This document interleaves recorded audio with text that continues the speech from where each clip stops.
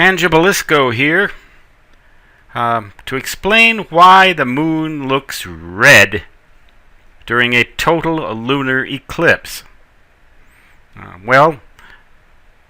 Let's just look at this diagram for a minute. Here's the Earth. The sun lies in that direction. And there's the moon, and all three of them, the sun, the Earth, and the moon, lie along a single straight line. During a total lunar eclipse, the moon spends some time in what we call the umbra shadow of the Earth. From any point within the umbra shadow of the Earth, the sun is completely obscured by the Earth. You have a total solar eclipse, but it's the Earth instead of the moon that's causing it. In the penumbra shadow, which sort of goes in a cone out like this, only part of the sun is obscured by the Earth. And if the moon, as it passes along, say, from towards us, towards away from us, or shall we say directly towards us, either way you want to look at it, if the moon never gets all the way into the umbra, part of the Earth's shadow, then we have a partial lunar eclipse. If the moon never gets into either the penumbra or the umbra part of the shadow, we have no eclipse whatsoever. If the moon only gets into the penumbra part of the shadow, we have a partial lunar eclipse. Well, recently there was a total lunar eclipse.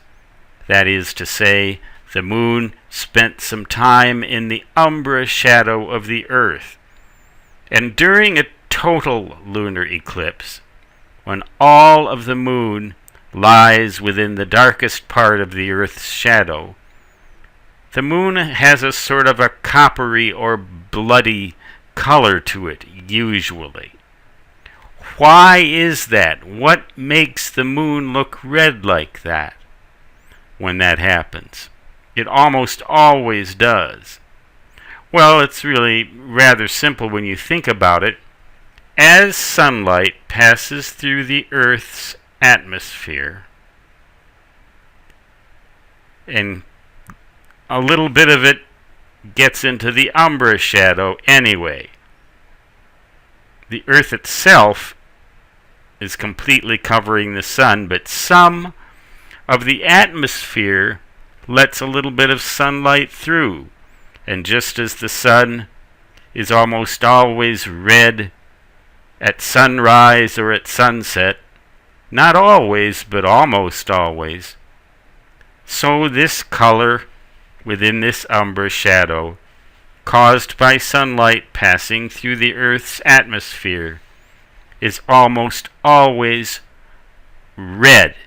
It's not very bright, nowhere near as bright as the sun, but it's bright enough to light up the sunward side of the moon a little bit and make it look that coppery or bloody red color. That is why during a total lunar eclipse, the moon almost always looks red. But once that moon passes out of the umbra and back into the penumbra after the eclipse, or just prior to the totality portion of the eclipse, and only part of the moon is covered by the Earth's umbra shadow, you don't see any of that red, because the white light caused by the sun reaching the moon on the edges simply is so much brighter that it renders it in effect invisible. So that's why it's so dramatic. And the moon was recently at perigee, meaning that it was as close to the Earth as it ever gets. So it looked as big from the Earth as it ever does. That's what they call I believe they call that a blood moon. Well, that's sort of a morbid way to put it. Maybe a copper moon would be more appropriate. in my way of thinking. But we are a morbid people, and we like to think in morbid terms, I guess. Stangia Belisco signing off. Until next time, so long.